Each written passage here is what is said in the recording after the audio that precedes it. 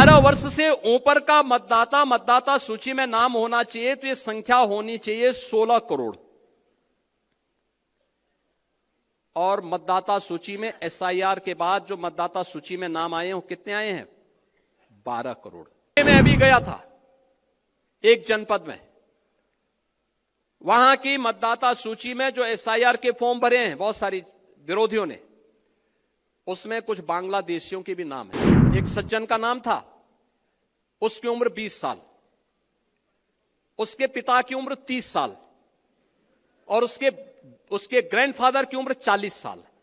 तो मैंने कहा ये कौन नए नमूने आ गए। देखो, वर्तमान में भारत निर्वाचन आयोग के द्वारा एसआईआर की कार्रवाई हो रही है, चल रही है ना, सब जगह चल रही है ना, पूरे प्रदेश भर में, क्या नगर का गांव, क्या बूथ, चाहे मंडल, कुछ भी हो, है ना?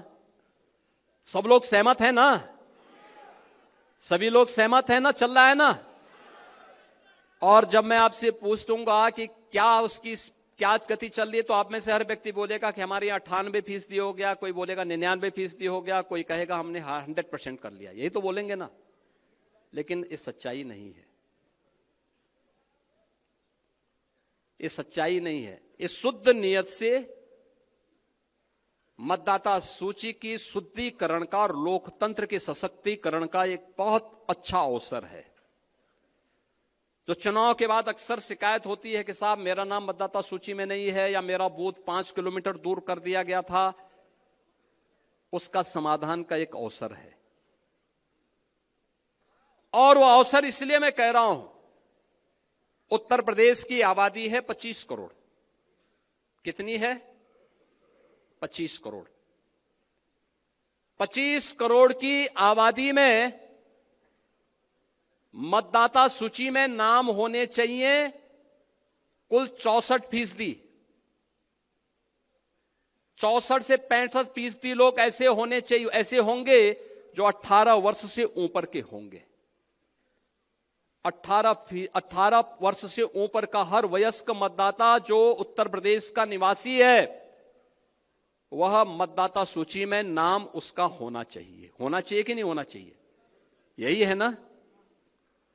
अब 18 वर्ष से ऊपर का मतदाता सूची में नाम होना चाहिए, तो यह संख्या होनी चाहिए 16 करोड़। और मतदाता सूची में एसआईआर के बाद जो मतदाता सूची में नाम आए हैं वो कितने आए हैं? 12 करोड़। ये 4 करोड़ का जो गैप है, 2025 की जो मतदाता सूची थी, जनवरी 2025 की, उसमें कुल नाम थे 15 करोड़ 44 लाख।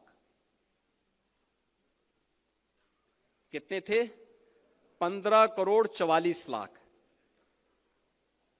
1 जनवरी 2026 को जो भी युवा 18 वर्ष का होगा वह मतदाता बनने का हकदार होगा।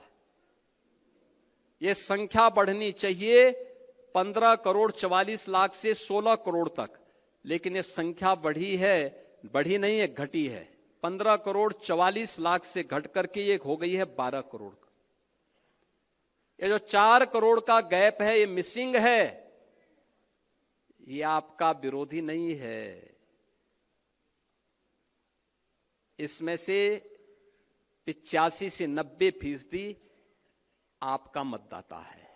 याद करना, आपका मतदाता है। और उसमें 4 कैटेगरी में आपको देखना है। 4 कैटेगरी। एक, जिन तक अभी कोई नहीं पहुंचा, अनमैपिंग में। संजोग से भारत निर्वाचन आयोग ने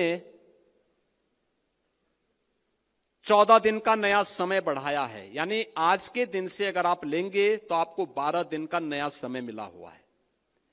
ये 12 दिन का बेहतर उपयोग। ये काम याद करना, चुनाव का काम, चुनाव का परिणाम विधानसभा में, लोकसभा में आता है, लेकिन चुनाव लड़ा जाता है बूथ पे, जिसके लिए प्रधानमंत्री जी कहते हैं कि बूथ यानी मेरा बूथ सबसे मेरा बूथ सबसे, क्योंकि लड़ाई बूथ पे होती है, इसलिए वो मजबूत होना चाहिए। होना चाहिए कि नहीं होना चाहिए? अब मैं आप सबसे कहूंगा, अब ड्राफ्ट सूची आ रही है आपके पास, आने लग गई, उसकी नकल मिलने लग गई, उसका एक बार अवलोकन कर लीजिए। और ये बूथ पर वो कोई भी पदाधिकारी, राष्ट्रीय पदाधिकारी हो, प्रदेश का हो, क्षेत्र का हो, जिले का हो, मंडल का हो, शक्ति केंद्र का हो, ये सभी लोग अपने बूथ की मतदाता सूची को एक साथ मिलकर के अवलोकन करें। एक बूथ पे बहुत होंगे, 250 से लेकर 250 तक घर होंगे। आसानी से वहां का कार्यकर्ता ये देख सकता है कि कौन छूटा है, कौन फर्जी है, कौन मृतक है, कौन शिफ्टेड है और कौन यहां से जा चुका है। ये सब कुछ जानकारी ले सकते हैं। 4 कॉलम आपको मिलेंगे इसमें, एक अनलैपिंग का, एक मृतक का, एक अनुपस्थित यानी एब्सेंट का और एक शिफ्टेड का। कौन कौन शिफ्ट हो चुका है, इसकी भी सूची होगी। उन नामों को अवलोकन कर लीजिए।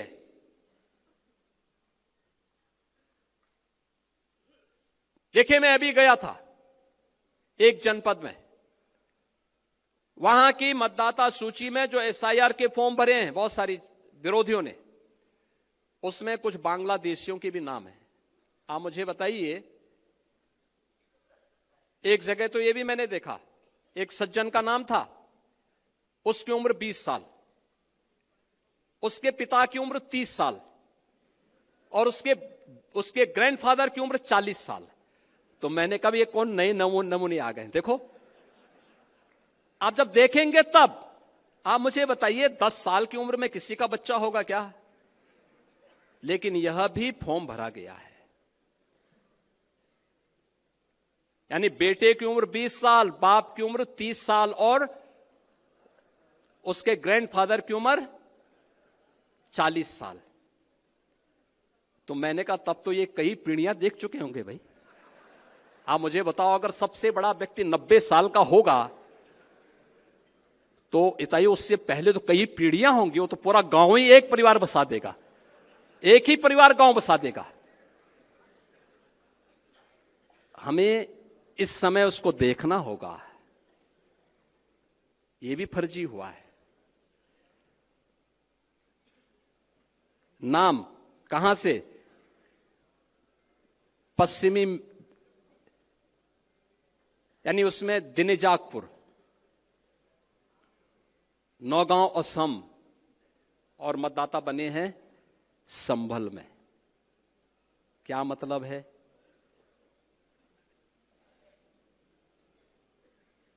ये अवसर है इस सब फर्जी नाम के लिए आपत्ति करना। हर बूथ से आपत्ति दर्ज होनी चाहिए फर्जी नामों के लिए। जो छूट गए हैं एसआईआर के लिए 12 दिन का समय अभी बाकी है। जो नए नाम भरने हैं उसके लिए भी आपके पास समय है।